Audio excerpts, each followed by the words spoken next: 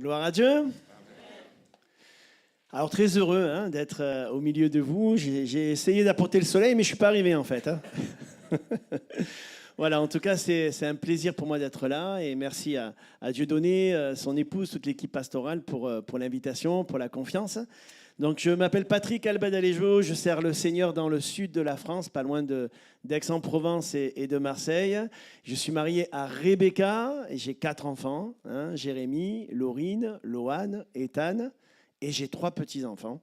Voilà, deux petits-fils et une petite fille. Voilà, j'étais grand-père à 44 ans.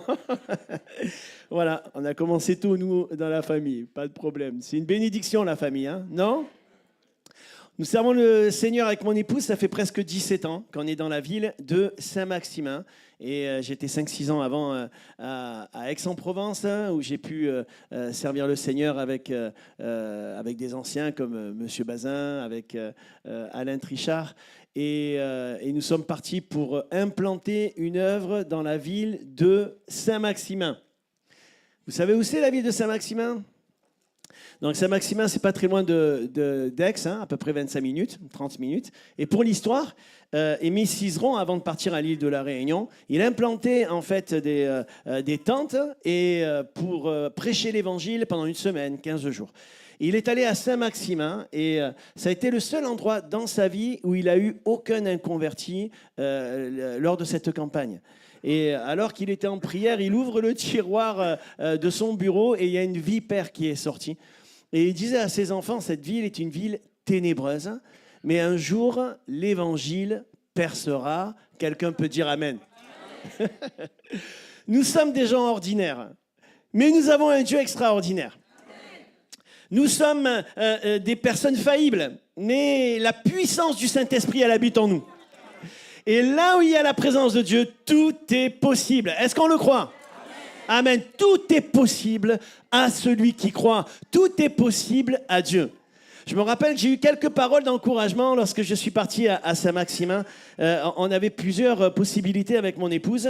Et en fait, alors que je partais pour visiter la ville de Moulins, et c'est peut-être là-bas qu'on devait aller, et j'étais dans la voiture, et en fait, j'ai appelé le pasteur de Brignoles parce que j'ai un oncle qui était rétrograde depuis des années, à qui j'ai pu donner une parole de connaissance et qui est revenu à Dieu. Et il habitait du côté de Brignoles. Donc j'ai appelé le pasteur de Brignoles, mais ce que je ne savais pas, c'est qu'au moment où j'appelle le pasteur de Brignoles, il était en train de pleurer et de crier à Dieu. Il dit « Seigneur, je n'en peux plus, je suis fatigué et envoie-moi quelqu'un à Saint-Maximin ». Et à ce moment-là, j'appelle. Et nous, on n'avait aucune conviction par rapport à Moulins, mais c'était le seul endroit. Et alors que j'appelle, j'ai dit « Vincent, c'est toi ?» Il me dit « Ouais, écoute, je t'appelle pour mon oncle, là, j'aimerais bien que tu ailles le voir. » Et il me dit « Punaise, Patrick, tu es où ?» Il me dit « Je suis à Moulins. » Il me dit « Ok. » Il me dit « Moi, c'est un gars comme toi que j'ai besoin à Saint-Maximin. » Et là, on est visité dans la voiture avec mon épouse et on sait que c'est notre place. Le pasteur nous dit on n'a pas d'argent pour vous payer, mais moi dans mon cœur je dis non, c'est pas un problème que tu nous payes ou que tu nous payes pas. Moi la seule chose que je voulais savoir c'était où Dieu me veut, parce que si Dieu nous veut à un endroit, Dieu pourvoira. Si Dieu nous dit quelque chose, il le fera. Quand il a dit à ses disciples donnez-leur vous-même à manger, ça a été suffisant. Avec 5 pains et 2 poissons, ils ont nourri toute la foule. Oui ou non? Voilà, Dieu n'a pas changé. Tiens à ton voisin, Dieu n'a pas changé, avec conviction. Dieu n'a pas changé. Donc, ça s'est fait comme ça. Et en l'espace de quelques semaines, Dieu a pourvu et, pour qu'on puisse être salarié dans la ville de Saint-Maximin. Et en fait, j'ai eu cette parole d'encouragement de quelques pasteurs qui m'ont dit « Mais qu'est-ce que tu vas faire à Saint-Maximin ?» Je dis « C'est un cimetière pour les pasteurs. Il ne se passera jamais rien là-bas. » Je fais « Ouh, Seigneur, je refuse ces paroles-là. » J'ai dit « Si tu m'envoies, c'est qu'il va se passer quelque chose. Tu ne vas pas m'envoyer pour qu'il ne se passe rien, ce n'est pas possible. » On a commencé, il y avait 4 personnes. Et donc le frère, il voulait que je vous parle un petit peu de l'œuvre et ce qu'on a vécu au niveau aussi du bâtiment. 4 personnes, pas de chant, pas de musiciens. Avec ma femme, on faisait tout a cappella. On chantait a cappella, on prêchait a cappella. Il n'y avait pas de musique, il n'y avait rien du tout, mais la présence de Dieu, elle était là. Et j'aimerais juste dire une chose, l'Église, elle a été fondée dans le jeûne et la prière. Et dès la première année, c'était 7-8 semaines de jeûne et prière. Et dès les premiers jours, en fait, où on prêchait l'évangile, on était dans un petit local de 40 mètres carrés. Et il y a des gens qui marchaient dans la rue et qui entraient sans que personne les ait invités, parce qu'ils sentaient une force qui les poussait à entrer. Les hommes entraient, les femmes entraient, liés par des esprits impurs, liés et tourmentés, liés aussi par la cocaïne, par la drogue. Leur vie était détruite. Et alors qu'ils passaient le seuil de l'église, ils étaient puissamment transformés par la puissance de Dieu, la puissance de la prière. Je crois dans le jeûne et la prière. Le jeûne, c'est une mentalité. Ce n'est pas juste une absence de nourriture, sinon c'est juste un régime. Non, le jeûne, c'est une absence de moi et la présence de Dieu dans ma vie. C'est moins de moi et plus de toi, Seigneur. Ces temps de jeûne sont tellement importants. Parce que Dieu travaille nos cœurs, Dieu révèle, met en lumière les choses qu'il a besoin de transformer dans notre vie. Parce que le premier obstacle, ce n'est pas l'ennemi de notre âme, c'est nous-mêmes. Nous sommes des fois des obstacles contre l'œuvre de Dieu. Notre orgueil, nos mauvaises motivations, notre sale caractère, notre timidité, nos peurs, nos doutes, toutes ces choses font qu'elles dressent des obstacles devant nous pour qu'on serve le Seigneur. Mais Dieu ne nous a pas laissés seuls. Il nous a envoyé le Paraclétos. Il nous a envoyé le Saint-Esprit. Cette puissance d'en haut qui nous change et qui nous transforme. Et je bénis Dieu, l'Église, elle a commencé à avancer comme ça. Et en l'espace d'un mois, une vingtaine, une trentaine de personnes se sont converties à l'Évangile. Des gens qui ne connaissaient pas du tout le Seigneur. Tous ceux qui sont passés par les eaux du baptême avaient reçu déjà le baptême du Saint-Esprit avant de passer par les eaux du baptême. Et c'est comme ça qu'on travaille dans l'Église. Il ne m'est jamais arrivé de baptiser quelqu'un sans qu'il soit d'abord baptisé dans le Saint-Esprit. Il y a une preuve quand même pour ceux et celles qui sont nés de nouveau. Je ne parle pas de ceux qui ont pris un bain, qui sont passés par les eaux du baptême. Parce que des fois, on peut prendre juste les eaux du baptême par émotion, juste parce qu'on sait que Jésus il est mort à la croix. Mais il y a une différence entre savoir que Jésus il est mort à la croix et avoir une révélation que je suis perdu pour l'éternité à cause de mon péché et une révélation de l'amour de Dieu que jamais, jamais, non jamais, Jésus ne cessera de m'aimer. Et qu'il m'a tellement aimé qu'il a donné sa vie pour moi. Est-ce que tu le crois? Dieu, il t'aime, Dieu nous aime. Et quand il y a une révélation, je deviens dans l'église de Jésus-Christ une pierre vivante. Dieu veut construire son église. Dieu veut bâtir son église par la puissance du Saint-Esprit. On avait un petit local, on était 30-40 personnes, on avait très peu d'offrandes au début, on avait 700 € d'offrandes. Mais le premier réveil spirituel que Dieu a fait, ça a été au niveau de nos poches. Au niveau de l'argent. Parce que, en fait, l'argent, Dieu n'a pas de problème avec l'argent. La parole de Dieu, il y a 4000 versets dessus, donc c'est important quand même. Hein?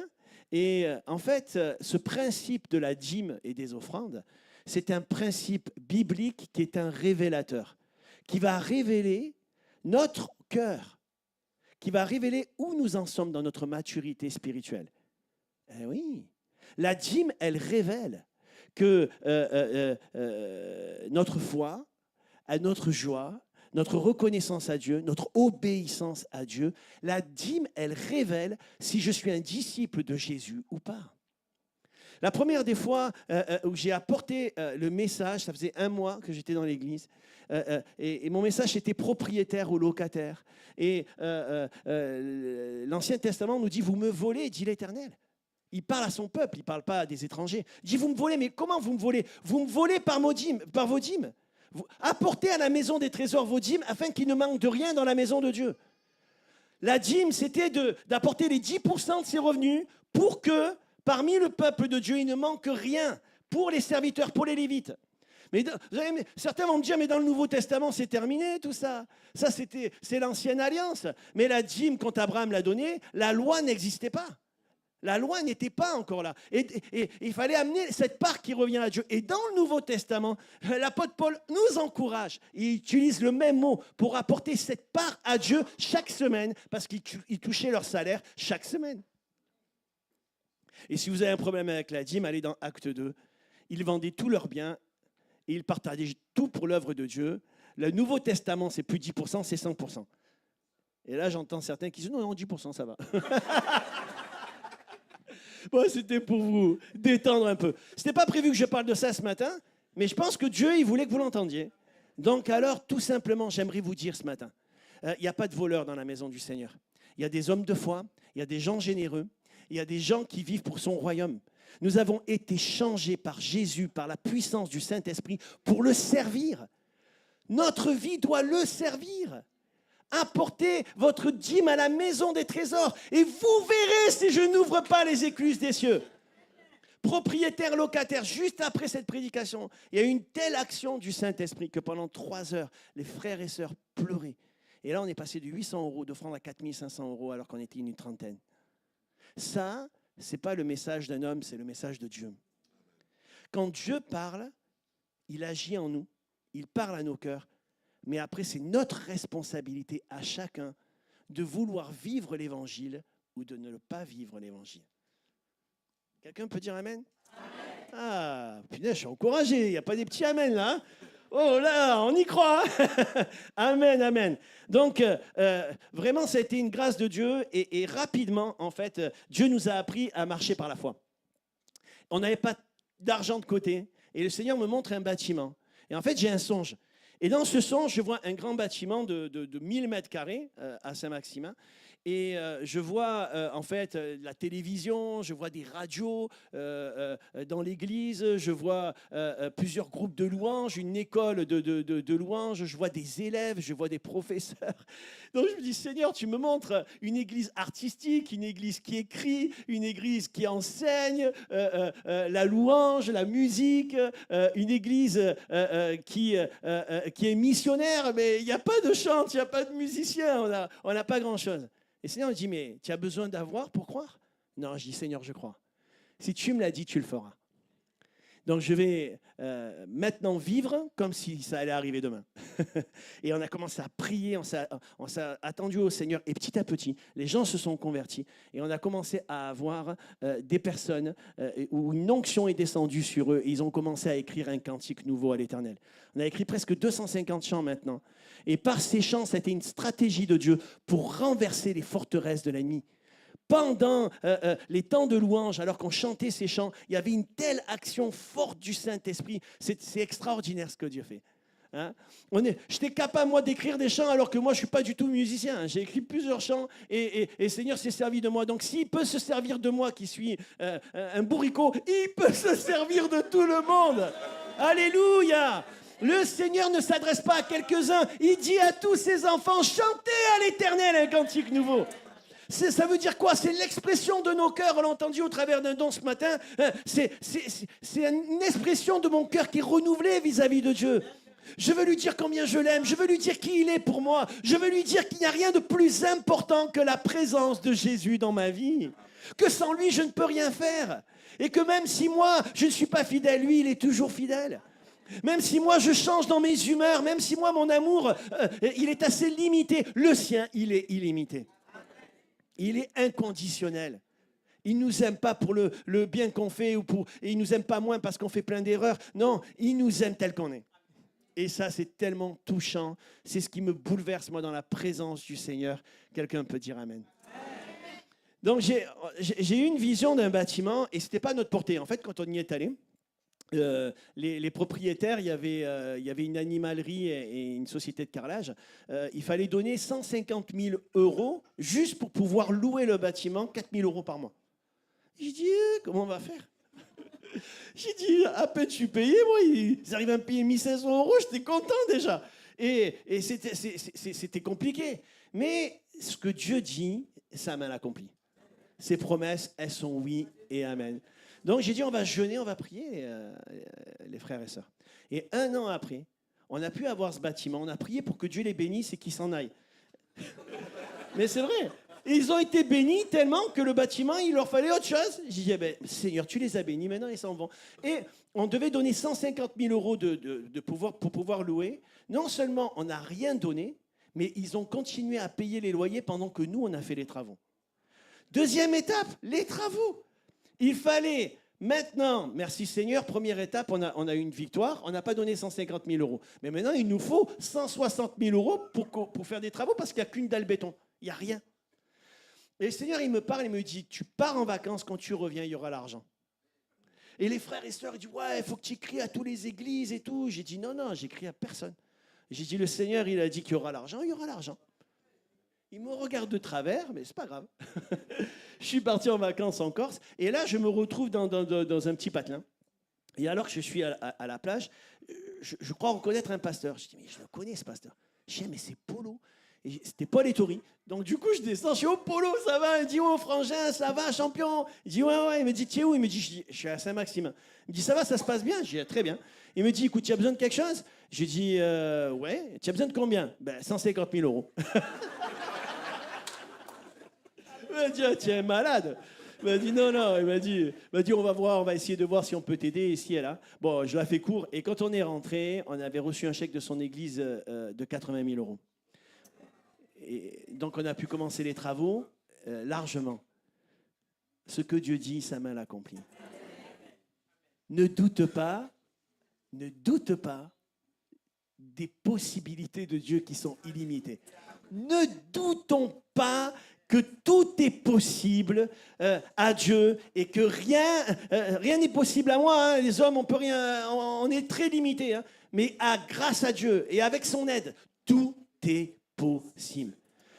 Et je peux dire avec la grâce de Dieu, parce que la gloire, elle revient au Seigneur. Moi, je veux dire, je suis juste un tuyau d'arrosage, moi.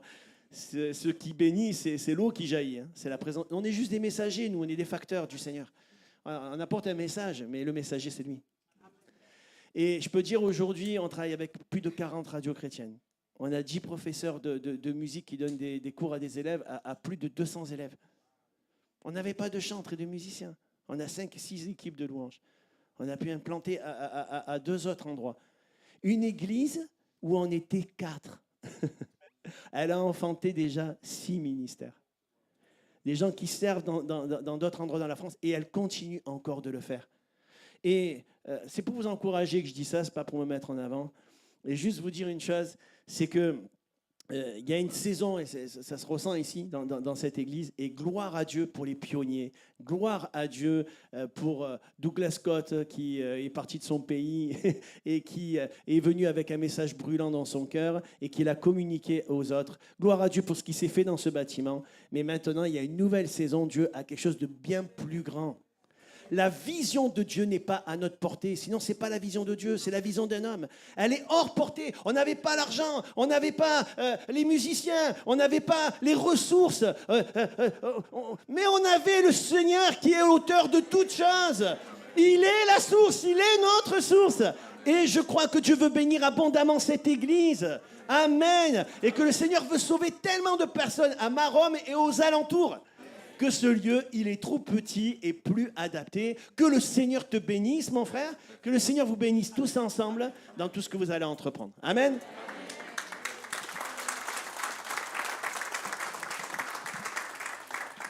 Je vais rentrer dans le vif du sujet. Il faut quand même un peu. Hein. Donc, il m'a donné la thématique, là, votre pasteur, là, élargis l'espace de ta tente, étends tes limites. Et donc, du coup, je me suis penché sur le livre d'Ésaïe qui nous parle justement de ce qu'il faut faire, d'étendre nos limites. Et le titre de mon message, c'est « Une bénédiction au-delà de nos limites ». Une bénédiction au-delà de nos limites. Et avant de faire la lecture, j'aimerais juste qu'on ferme nos yeux et qu'on prie pour la parole de Dieu maintenant. Merci. Seigneur, je ne peux rien faire sans toi. À quel autre je peux aller qu'à toi? C'est toi qui as les paroles de la vie. Seigneur, mes paroles sont vides de sens si ton onction ne coule pas sur moi. Seigneur, notre prière, ma prière, c'est que ta parole ait un impact dans nos cœurs ce matin. Seigneur, tu as le pouvoir de changer les choses par ta parole. Alors Seigneur, que je puisse être clair, Seigneur, et te laisser, Seigneur, toute la place maintenant. Amen. Ésaïe 54, verset 1er, on va faire la lecture. Je ne sais pas si ça s'affiche là dans les écrans. Oui, c'est bon. Voilà ce que veut dire Dieu à son peuple. Réjouis-toi, Ça commence bien déjà. Est-ce qu'on est heureux ce matin? Vous êtes contents? Eh oui, quand on est sauvé, on est content. Hein? Et on n'est pas content parce que tout va bien, on est content parce qu'on est sauvé. Amen. Et que Jésus est toujours là. Réjouis-toi, stérile, toi qui n'enfantes plus. Fais éclater ton allégresse et ta joie, toi qui n'as plus de douleur. Car les fils de la délaissée seront plus nombreux que les fils de celle qui est mariée, dit l'Éternel. Élargis l'espace de ta tente.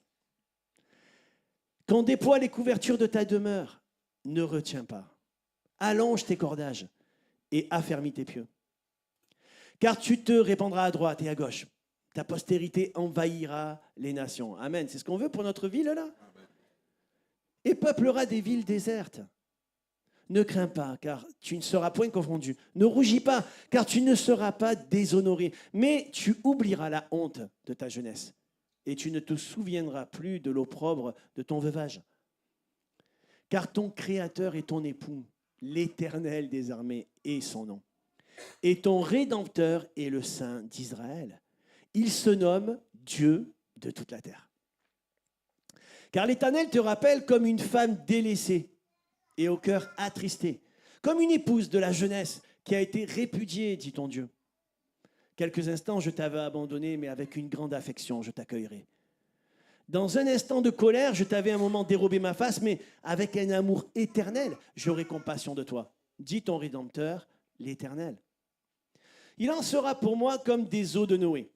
J'avais juré que les eaux de Noé ne se répandraient plus sur la terre. Je jure de même de ne plus m'irriter contre toi et de ne plus te menacer. Quand les montagnes s'éloigneraient, quand les collines elles chancelleraient, mon amour ne s'éloignera jamais de toi. Et mon alliance de paix ne chancellera point, dit l'Éternel qui a compassion de toi. Malheureuse, battue de la tempête et que nul ne console, voici, je garnirai tes pierres d'antimoine et je te donnerai des fondements de saphir. Je ferai tes créneaux de rubis, tes portes d'escarboucle et toute ton enceinte de pierres précieuses. Toutes tes filles seront des disciples de l'Éternel. C'est pas beau ça? Est-ce que c'est la prière des mamans là ce matin là? Est-ce que c'est la prière de chaque enfant de Dieu? Qu'on fasse des disciples. Amen.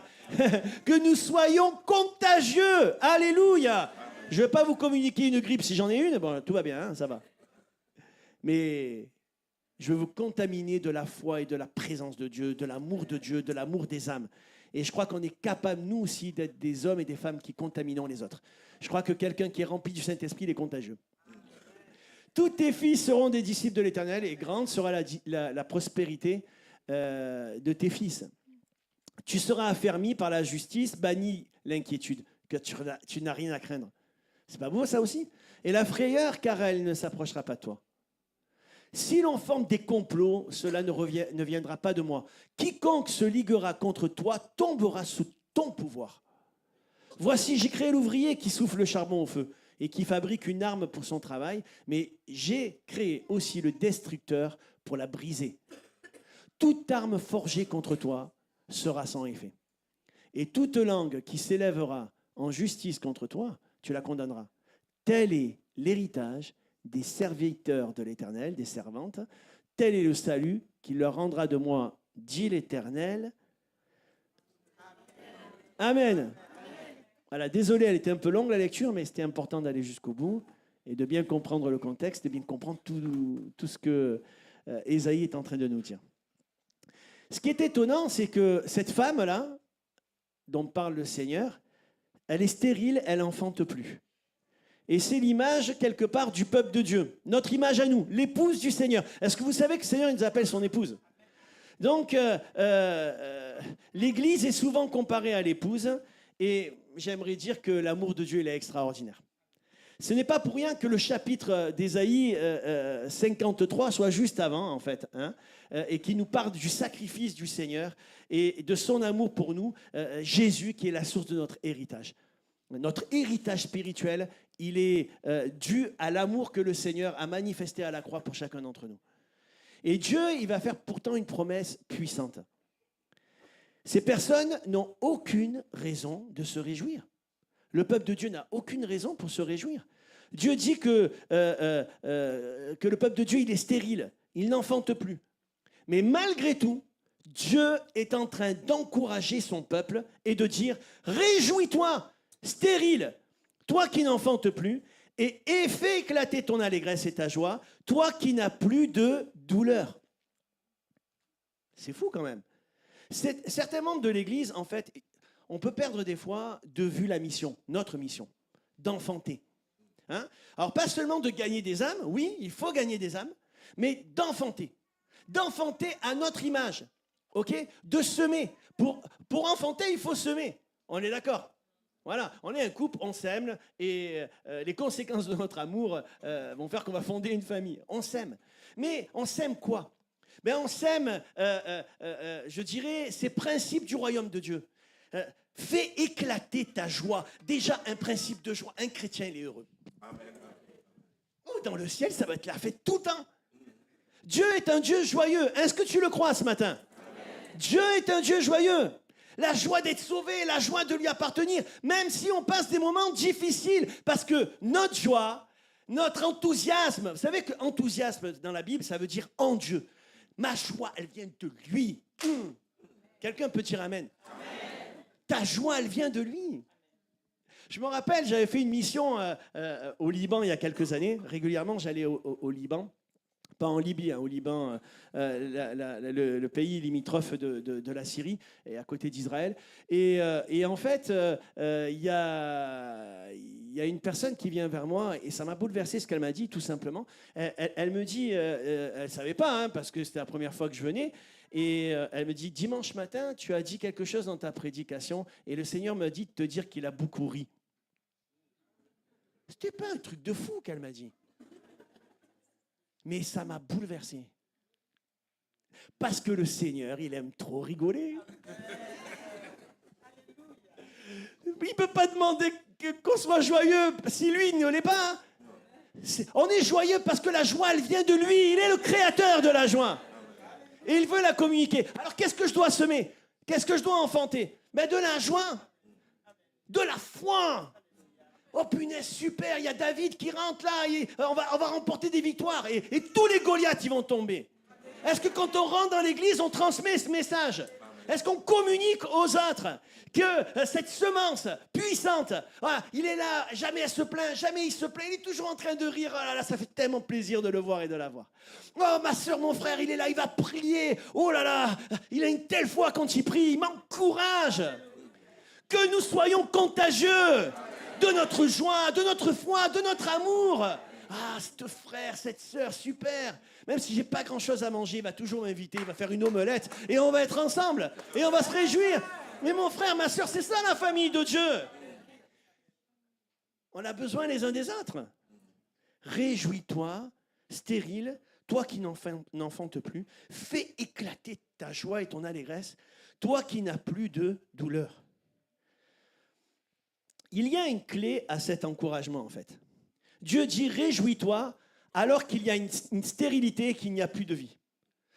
Et pourquoi? Parce que Dieu, il aura toujours une parole d'encouragement pour ceux qui sont découragés, pour ceux qui se sentent délaissés, pour ceux qui ont relâché, pour ceux qui ont abandonné le combat, pour ceux qui sont, je dirais, dans un temps de statu quo, dans un temps où le cœur a été déçu. Qui c'est qui n'a pas été déçu? Qui c'est qui n'a pas été blessé? Hein? Qui c'est qui n'a pas vécu l'injustice? Ouais. Réjouis-toi.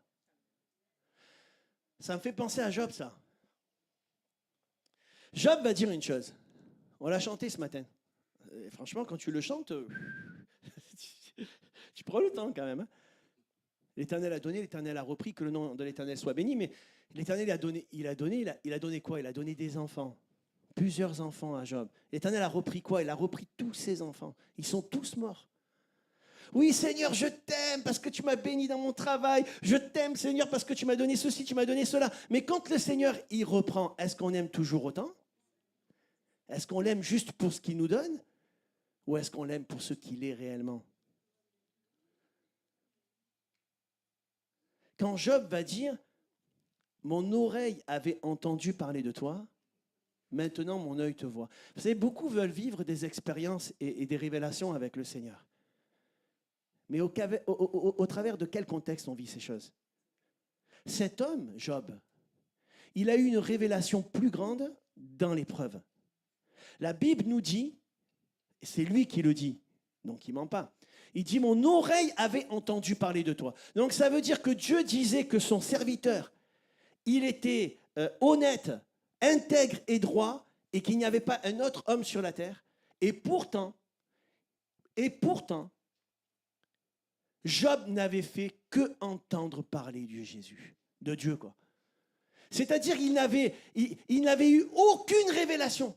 Mais moi, ça me bouleverse quand je lis ça. Cet homme sans révélation, sans avoir vécu une expérience forte avec Dieu, il a été capable d'être intègre, d'être dans la crainte de Dieu toute sa vie. Mais Dieu va l'amener plus loin à cause de l'épreuve qu'il va vivre. Et cette épreuve-là va faire qu'il va avoir une révélation. Maintenant, mon œil te voit. Il y a une révélation, il y a un éclairage pour ceux et celles qui acceptent les chemins que Dieu leur a tracés. Toi qui es découragé, toi qui as été délaissé, toi qui as été abandonné, il y a une parole de Dieu pour toi ce matin.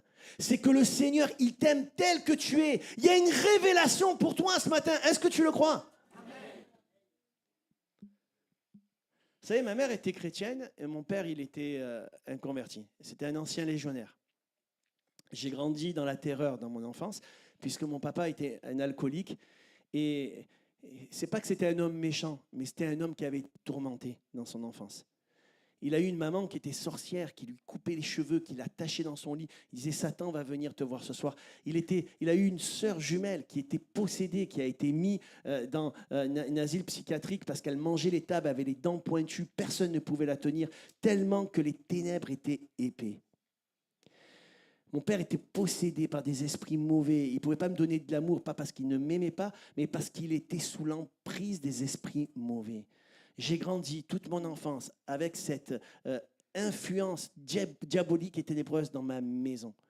Toute ma vie, toute mon enfance, toute ma jeunesse, j'étais laissé des fois à des voisins et je faisais que des punitions du matin au soir. Et ils me disaient d'écrire tu es inutile, tu ne sers à rien et tu seras comme ton père, un alcoolique.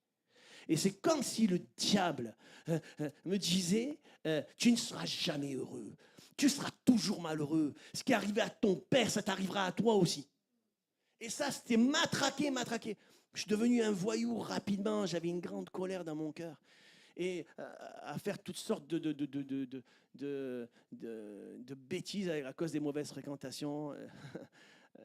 Voilà, à rentrer dans les maisons par effraction très jeune, j'avais 13 ans. À 9 ans déjà, je fumais 2 paquets de Gaulois sans filtre. Et un jour, l'évangile a retenti chez moi.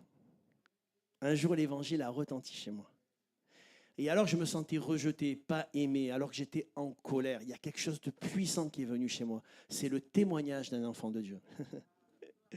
Et il y avait un gars, en fait, qui était videur de boîte et agent de sécurité dans un magasin où j'avais l'habitude d'emprunter sans payer.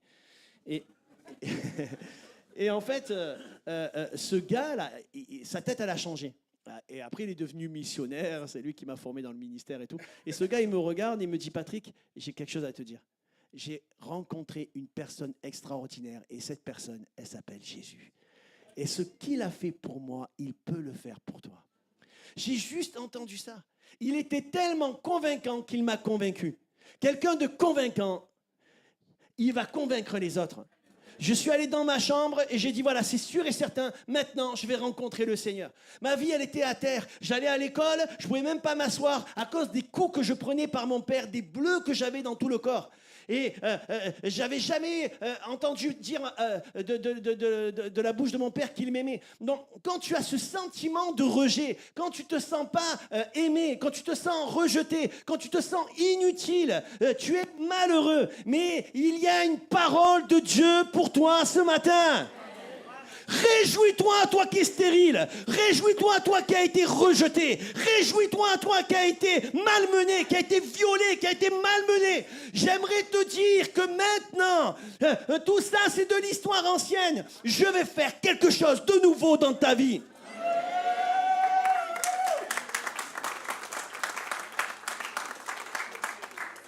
Je suis rentré chez moi, mon père il était sous, il criait dans la maison, j'ai fermé la porte de ma chambre. Et là je dis voilà Seigneur, je vais te rencontrer, c'est sûr et certain. Je vais rester ici jusqu'à ce que tu te révèles à moi. Et s'il faut que je reste plusieurs jours, je resterai plusieurs jours.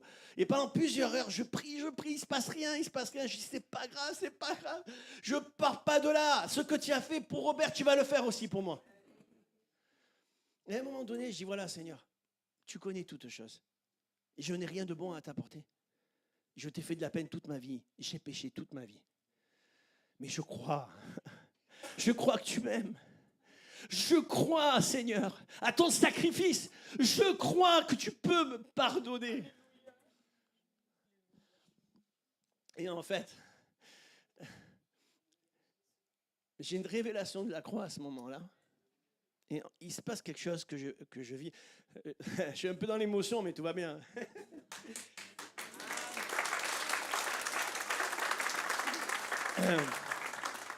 On est dans l'émotion quand on se rappelle qui on est. Et qui il est, lui. Et vous savez, à ce moment-là, mon âme, elle est sortie de mon corps. Et je me voyais en train de pleurer. J'ai dit, qu'est-ce que je suis en train de vivre? C'est un truc de fou. Et en fait, je vois une personne en blanc. Merci mon frère, tu es bienveillant. Tu as pitié de moi. Bon, désolé, hein. On est en direct. Ceux qui suivent sur Internet, les pauvres, ils vont me voir me boucher. Donc, je vois une personne en blanc à côté de moi. Et moi, je me vois en train de pleurer. Et d'un coup, je prends les mains du Seigneur.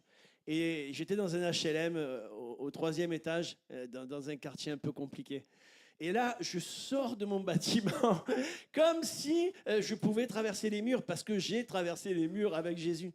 Et là, je m'éloigne de mon bâtiment et je vois mon bâtiment s'éloigner et je monte dans les airs. Et je vois les étoiles, je vois le cosmos, c'était un truc de fou. Et au loin, je vois une lumière lumineuse et blanche et j'entends des chants de fête. Et au moment où on arrive là, je vois des anges. Et les anges, comme si c'était une armée, ils chantaient et ils se sont tournés, ils ont regardé Jésus et ils ont dit « Saint, Saint, Saint est le Seigneur. Le ciel est rempli de sa gloire. » Et ils chantaient un cantique et dans ce cantique, il y avait mon prénom. Et dans ce cantique qu'ils chantaient, ils disaient « Patrick est passé des ténèbres à la lumière, de la mort à la vie. Gloire à Dieu, gloire à Dieu. » Moi, je pleurais, j'étais bouleversé. Je dis, mais je suis insignifiant, je suis rien du tout. J'ai dit, comment un Dieu si grand, il peut s'intéresser à moi? Mes amis, c'est ça le message de l'Évangile. C'est que Jésus, il s'intéresse à nous. Tu es la priorité du Seigneur. Peut-être que nous n'avons pas Jésus comme priorité. Peut-être que nos résolutions, elles ne tiennent pas tout le temps bon. Mais Jésus est tellement résolu, il a donné sa vie pour nous. Il a prouvé qu'il nous aimait. Il est descendu sur cette terre pour nous révéler une chose, c'est que Jésus, il est accessible. Et que n'importe qui peut être touché par Jésus. Les enfants veulent le toucher tellement il est intéressant, tellement il est rigolo, tellement il est rempli d'amour. Les disciples disent, mais laissez tranquille le Seigneur, mais Jésus va les reprendre. Il leur dira, laissez venir à moi tout le monde, et aussi les petits enfants, parce que le royaume de Dieu est pour ceux qui leur ressemblent. Il n'y a pas de monsieur, de madame dans le royaume de Dieu. Hein? Jésus l'a nettoyé le pied de ses disciples. Et maintenant, les pasteurs, ils sont plus connus que Jésus.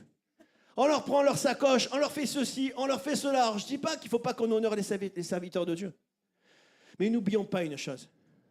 Il n'y a pas plus grand serviteur que Jésus et il n'y a pas plus serviteur que Jésus.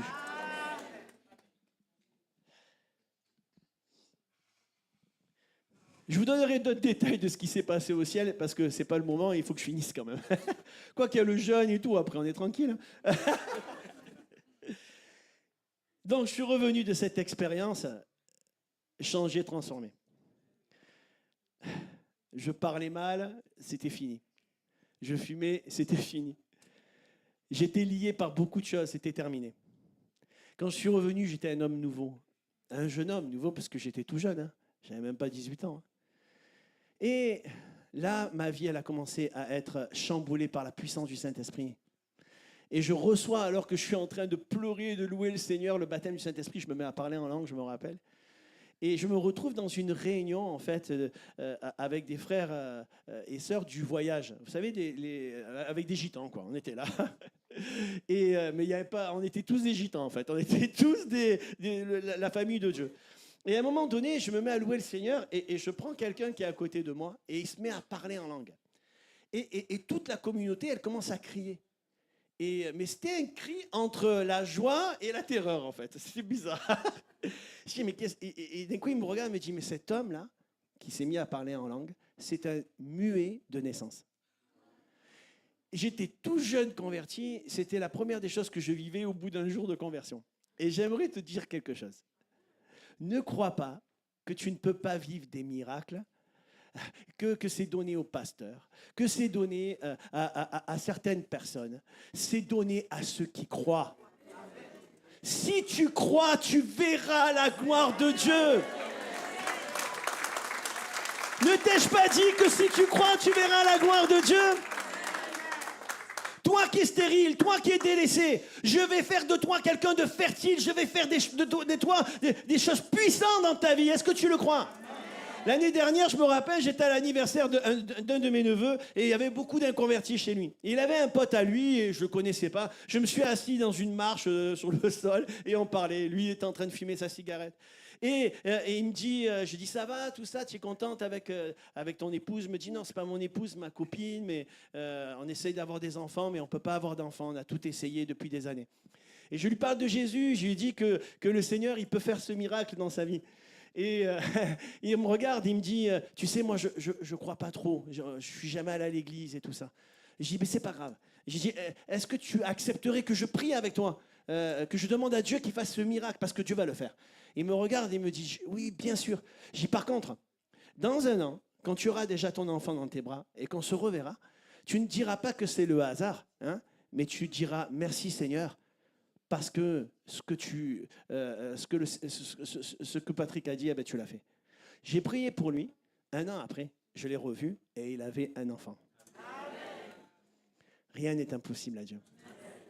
Rien n'est impossible à Dieu. Quel que soit ton âge. Ce n'est pas une question de ministère particulier. Il y a des ministères, bien sûr.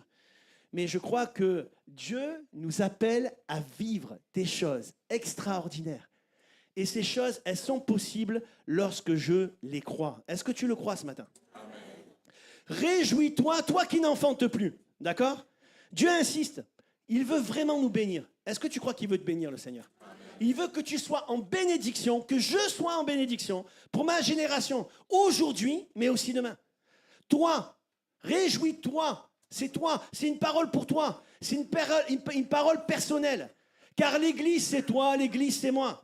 C'est une parole pour nous, en général, mais pour nous personnellement aussi.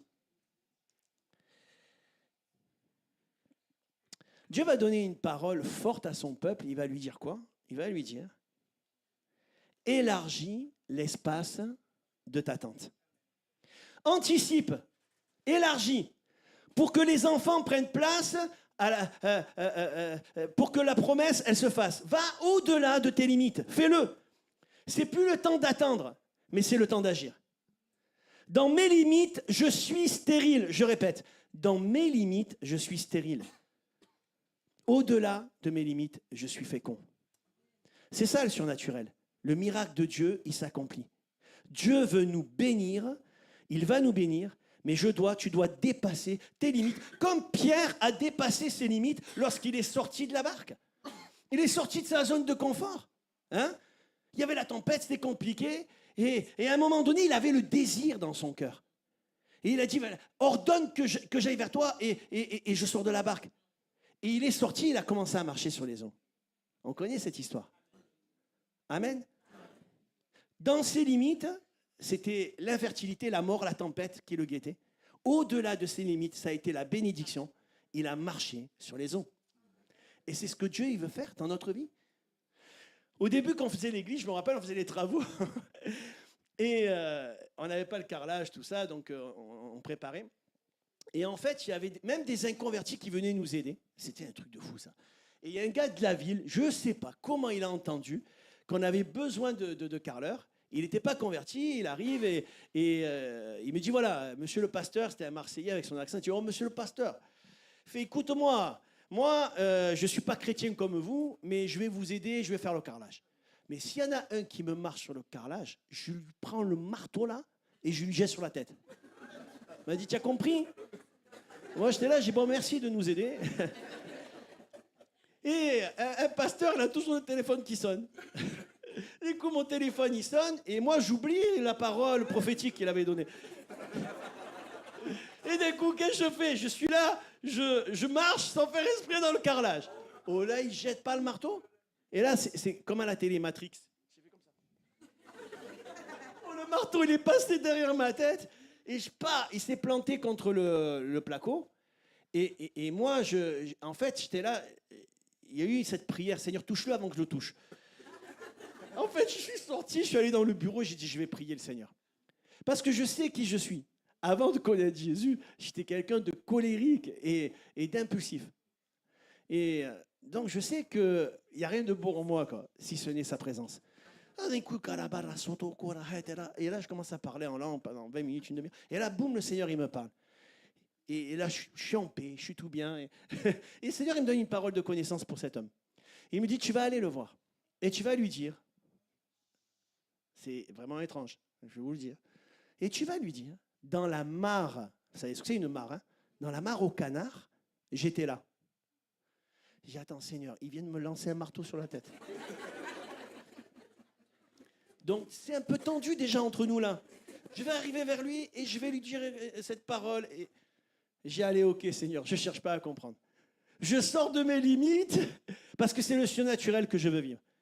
Allez, je ne reste pas dans ma zone de confort. Je ne dis pas, peut-être je me suis trompé, ça vient de moi, ça ne vient pas de Dieu, nanani, nanana. Hein? Et j'y vais. Et au moment où j'y vais, il me dit, ah, pasteur, pardonne-moi, tu sais, moi, j'ai la colère en moi, je suis impulsif, je te demande pardon, je n'aurais pas dû faire comme ça. Je dis, pas de problème. Écoute, j'ai prié pour toi et le Seigneur, il m'a donné une parole pour toi. Il m'a dit, ah bon, il est très respectueux, il m'écoute. J'ai dit, dans la mare au canard, il était là. J'aurais pu broder machin ici et là pour essayer d'enjoliver un peu cette parole, mais j'ai rien enjolivé de tout. J'ai même pas mis de virgule ni de ponctuation. J'ai dit dans la mare au canard, Jésus, il était là. Et là, le gars, il pleure et il tombe à genoux. Et moi, je comprends rien du tout. Et il pleure, mais ça dure un quart d'heure, 20 minutes.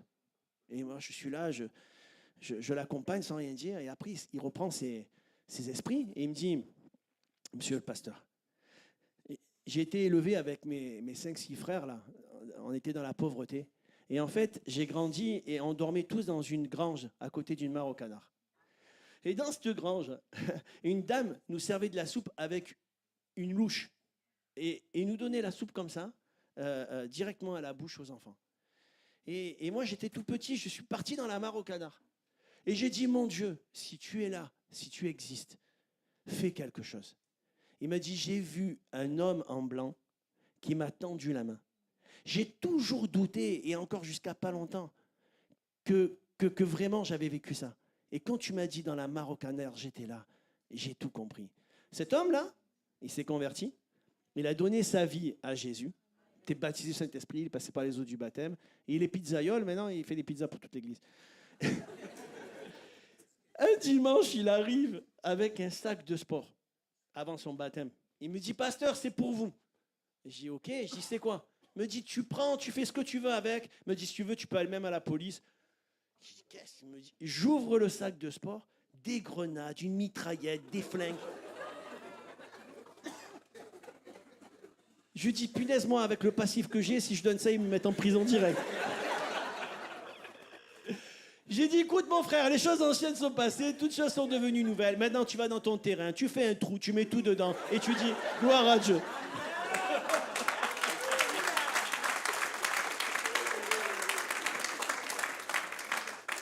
Dieu veut nous bénir. Il y a une bénédiction au-delà de nos limites. Il y a des paroles que Dieu te donne et veut donner à son peuple. Les dons charisma, les dons de Dieu, les dons du Saint-Esprit ne sont pas une option. Parler en langue n'est pas une option. Oui, bien sûr, c'est vrai, il y a des chrétiens baptistes, des chrétiens évangéliques, des chrétiens non charismatiques. Voilà. Mais Jésus a dit à ses disciples, avant d'aller prêcher l'évangile de partout, malgré que déjà je vous ai choisi, je vous ai donné un ministère d'apôtre, vous allez à Jérusalem parce que c'est important. Et vous allez recevoir une puissance et vous serez mes témoins. Et cette puissance du Saint-Esprit, il avait déjà en eux. Ils avaient déjà le Saint-Esprit en eux. Mais ils ont reçu ce qu'on appelle le parler en langue, une autre manière de prier. Une autre manière de prier. En effet, 1 Corinthiens 14, verset 1er. En effet, celui qui parle en langue ne parle pas aux hommes, mais il parle à Dieu. Donc, le parler en langue, c'est quoi? Quand on parle à Dieu, on fait quoi? On prie. Le parler en langue, c'est de la prière. OK? Donc, le Seigneur, il veut me remplir de son esprit et que je parle une langue que je ne connais pas afin que je ne comprenne rien de ce que je dise. Alors je me dis, mais attends, Seigneur, pourquoi tu dis que celui qui parle en langue, il ne comprend pas ce qu'il dit? Pourquoi tu ne veux pas que je comprenne ce que je dis? Alors je prie en français. Ça ne sert à rien que je parle en langue. C'est quoi l'objectif? Pourquoi tu veux que je parle en langue? Vous voulez répondre? Vous pouvez. C'est clair. Parce que, en fait, notre intelligence, notre raison, nos émotions, ce que nous pensons, ce que nous désirons, va faire directement obstacle à la volonté de Dieu. Mais quand tu parles en langue, tu ne t'appuies pas sur tes paroles, mais seulement sur les paroles du Saint-Esprit. Et ta prière, elle est directement alignée avec la volonté de Dieu. Un jour, deux hommes, là, deux serviteurs de Dieu, un Français et un Togolais. Et en fait, le pasteur français, c'est une histoire vraie, hein, le pasteur français, il est là et il dit, tu sais, Dieu m'a parlé, et il veut que j'aille le servir en Algérie. Il dit, mais pas maintenant, plus tard. Bon, le pasteur Togolais dit, ok. Et ils rentrent dans un temps de prière. Et ils se mettent à prier. Et ils se mettent à prier, et le pasteur français, il parle en langue. Et le pasteur Togolais, il rigole, et il dit, amen, amen, amen, gloire à Dieu, gloire à Dieu. Et le pasteur français, il s'arrête, il dit, mais pourquoi quand je parle en langue, tu rigoles et tu dis amen, amen, gloire à Dieu? Il dit, tu parles dans mon langue maternelle? Il dit, ok, et qu'est-ce que j'ai dit? Ben, tu as dit, Seigneur, surtout, hein, ne m'écoute pas et envoie-moi maintenant en Algérie.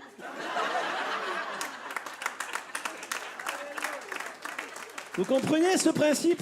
Vous savez, quand je me suis converti, à un moment donné, je doutais quand je parlais en langue. Je dis, ah, punaise, je dis toujours la même chose et tout, ça sert à rien. Et en fait, si j'étais le diable, je ne suis pas le diable, attention, hein, mais si j'étais le diable, qu'est-ce que je ferais? Je dirais, mais tu vois pas que tu dis n'importe quoi, ça sert à rien? Ah, vous avez entendu la même chose? Eh oui, parce qu'en fait, il dit la même chose à tout le monde. Eh oui, mais tu vois pas que tu dis n'importe quoi, en plus c'est toujours les mêmes mots, c'est inutile, ça sert à rien. Mais pourquoi il fait ça? Parce que la Bible, elle dit, demandez-vous, et si je ne demande pas, eh oui, le diable, il veut t'empêcher de prier.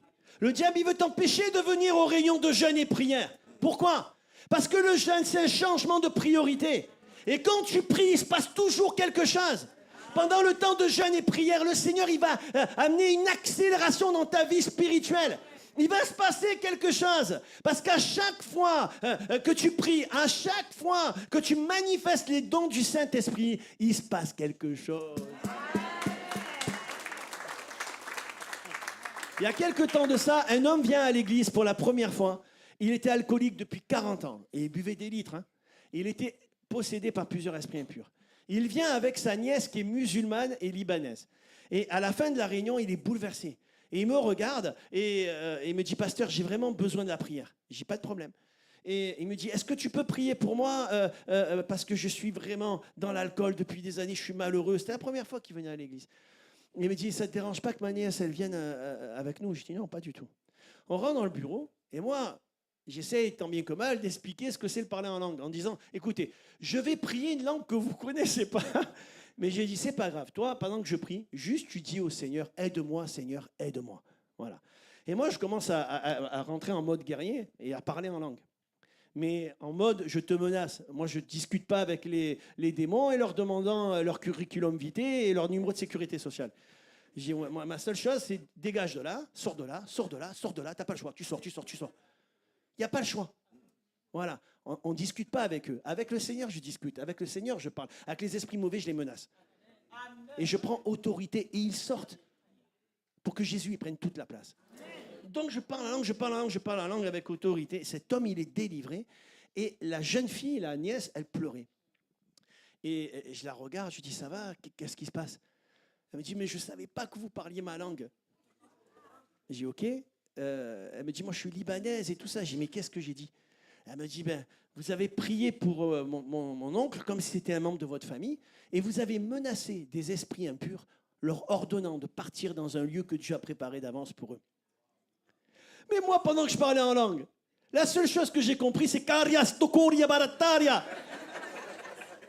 Mais pendant que j'étais en train de parler en langue, je ne savais pas ce que je disais. Mais je le faisais avec assurance. Parce que lorsque nous prions,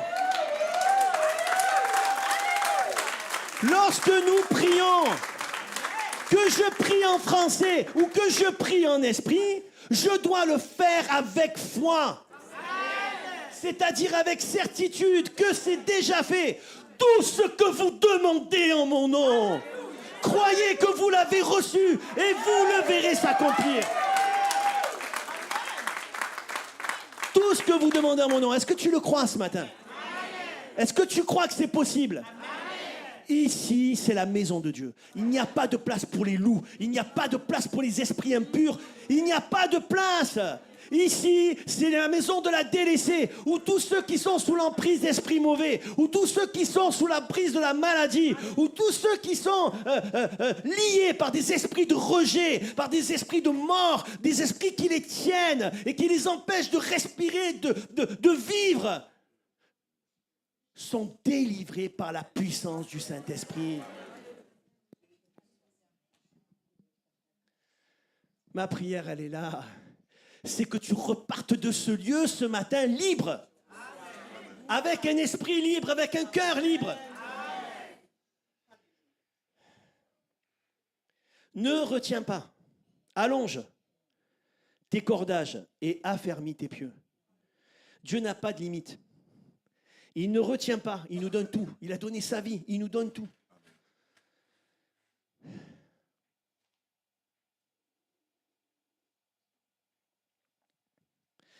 Vous savez, des fois, le changement, ça peut nous faire peur. Ça peut nous effrayer. Bon, j'avais prévu beaucoup de choses, mais je ne veux pas être long, je vais terminer, c'est pas grave. Dans le livre de Josué, on se rend compte que Josué va être le remplaçant de Moïse. Et Dieu va lui dire de conquérir le territoire. Et en fait, c'était un territoire qui s'étendait sur 1700 km. C'est énorme. Et il fallait qu'il sorte un peu de sa zone de confort. Et il fallait qu'il sorte de ses limites. Il fallait qu'il ait du courage et qu'il ait la force de se battre. Tout le peuple ne voulait pas. Hein. Le peuple avait entendu les promesses. Le peuple était sorti du pays d'Égypte.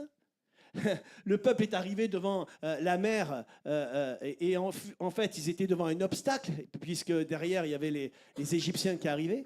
Et Dieu leur a révélé qu'en fait, ce n'était pas le désert, ce n'était pas un obstacle, mais c'était juste un chemin. La mer, elle s'est ouverte en deux. Et quand tu obéis à Dieu et que tu marches par la foi, lorsque tu ne cherches pas à comprendre et que tu sors de tes limites, il y a toujours un chemin qui s'ouvre, qui t'est caché avant et qui t'est révélé au moment où tu manifestes ton obéissance et ta foi. Et j'aimerais dire que des fois, c'est déstabilisant lorsque Dieu nous demande de sortir de nos limites. Vous ne croyez pas que c'était déstabilisant quand le Seigneur a dit à ses disciples de tout abandonner? Ils avaient leur boulot, ils avaient tout. Et du jour au lendemain, ils ont tout abandonné pour suivre Jésus. Est-ce que nous sommes prêts à abandonner certaines choses dans notre vie? Est-ce que tu es prêt? Est-ce que tu es prête?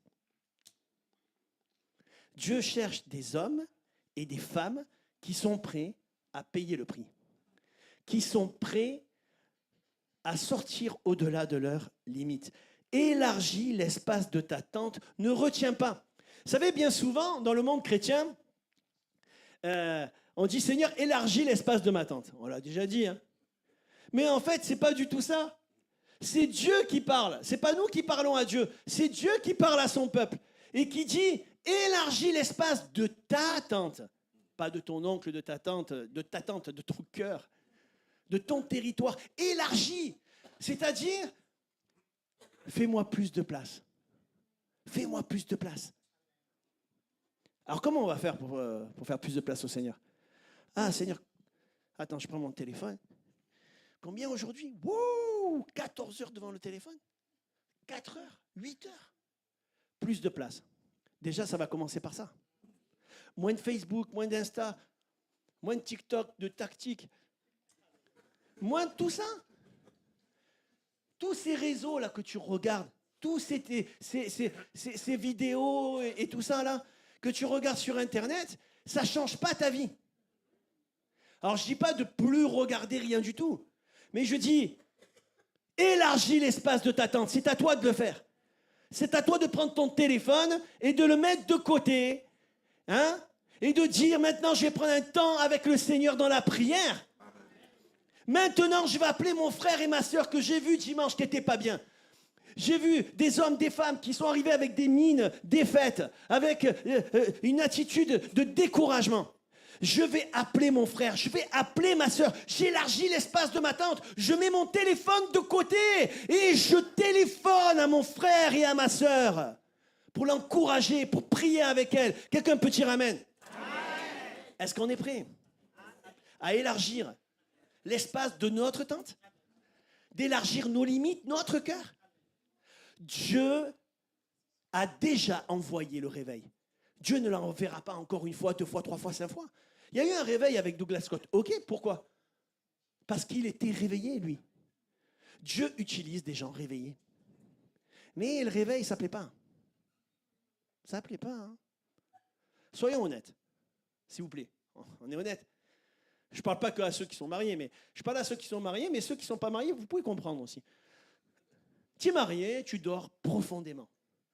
Il est 3 heures du matin, tu dors, tu fais un rêve extraordinaire, tout va bien. Tu es tellement détendu que même tes orteils sont morts. Et là, à ce moment-là, ton épouse qui est à côté de toi, elle te secoue comme un prunier. Réveille-toi, réveille-toi, réveille-toi. Et toi, tu dis, oh, merci de me réveiller comme ça. Non, honnêtement, c'est quoi notre réaction? Yo, punaise, j'étais en train de dormir, tu me réveilles, quoi. On va pas être content, oui ou non? Eh ouais. Mais dans l'église, c'est comme ça que ça se passe. Ceux qui sont endormis, ils supportent pas ceux qui les réveillent. Et ça s'est passé avec Samuel et Élie. Élie, il est endormi spirituellement. Et Dieu lui parle toute la nuit. Et il va réveiller toute la nuit Samuel. Élie, pardon. Samuel va réveiller toute la nuit Élie. Et donc, il a dû être agacé. OK? Écoute, réjouis-toi. Réjouis-toi quand il y a un frère, une sœur qui te secoue, qui te déstabilise, qui te dit lâche ton téléphone, étends tes limites. Hein? Les enfants, c'est bon, arrêtez le téléphone. Allez, débarrassez la table, mettez la table. Ah oui, c'est pratique. Hein? C'est très pratique. Mais c'est ça, honore ton père et ta mère. Toi qui es enfant, débarrasse la table, mets la table. Alléluia, ça plaît au Seigneur et réjouis-toi quand tu le fais. Ne le fais pas. Avec joie. Allez, je termine là, c'est bon. Il y avait beaucoup de choses à dire, mais je pense que le repas, il est fini maintenant. Et je pense que ce qui est important ce matin, maintenant, c'est qu'on passe de la théorie à la pratique. Certains sont venus dans ce lieu sans être vraiment conscients des handicaps qu'ils ont dans leur cœur et dans leur vie. Certains sont peut-être pas handicapés physiquement, mais tu es handicapé émotionnellement et psychologiquement. Tu as été traumatisé par le rejet, tu as été traumatisé par le viol. Des choses ont été dites sur toi qui ont laissé tellement de traces dans ta vie que émotionnellement, il n'y a plus rien qui sort. Tu as tellement une mauvaise image de toi-même que jamais de la vie, tu peux imaginer qu'un jour, tu puisses élever ta voix dans l'église et prier. Parce que tu as tellement honte, tu n'es tellement pas digne, tu es tellement inutile, tu es tellement insignifiante. C'est faux! C'est faux! Tu n'es pas n'importe qui, tu n'es pas insignifiant. Tu es la fille de Jésus, tu es le fils de Dieu. Et en tant qu'enfant de Dieu, notre position, on l'a entendu ce matin, c'est assis dans les lieux célestes et Satan sous nos pieds. Ça veut dire quoi, un Satan sous nos pieds? Tes paroles, je les écrase. Je crase tes paroles. Je ne suis pas insignifiant. Je ne suis pas rien du tout. Je ne serai pas comme mon père ou comme ma mère ou comme mon oncle. Je ne prendrai pas l'héritage familial. Mon héritage, c'est le ciel. Alléluia! Il y a une puissance ce matin pour celui qui croit. Dieu ne cherche pas des gens parfaits. Dieu ne cherche pas des gens qui font tout bien, qui parlent bien, qui se coiffent bien, qui s'habillent bien. C'est mieux quand même, mais Dieu cherche des hommes et des femmes qui sont prêts à tout pour lui, qui sont prêts à sortir au-delà de leurs limites, qui sont prêts à croire que ce qui est impossible aux hommes, c'est possible à lui.